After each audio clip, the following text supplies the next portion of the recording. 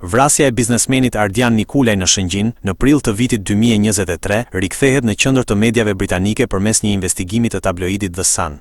Sipas artikullit, plani për ekzekutimin e Nikulajt ishte përgatitur që në vitin 2021, ndërsa për vrasjen e tij janë paguar rreth 1.7 milion pound, shumë që sipas burimeve u përdor edhe për eliminimin e tij. Familja e viktimës shpreh shqetësimin se gjakderdhja mund të mos ketë marrë fund ende, teksa veja Rudina Nikulaj dhe vëllai i biznesmenit bëjnë thirrje për drejtësi dhe për ndalimin e zinxhirit të vrasjeve që ka lënë shumë fëmijë pa baballar. Rudina i drejtohet autoriteteve britanike që të lejojnë ekstradimin e të dyshuarve, përfshirë edhe Edmond Haxhin, të cilët aktualisht janë në pritje për të përballur me ligjin. Ekzekutori i dyshuar portugezi Ruben Saraiva po gjykohet aktualisht në Shqipëri, ndërsa të dyshuarit e tjerë mohojnë përfshirjen dhe kanë apeluar vendimet. Investigimi i The Sun publikon edhe për herë të parë skicën e vizatuar nga një fëmijë që kishte parë Ruben Saraivën pranë vendit të krimit, duke ndihmuar autoritetet në identifikimin e tij.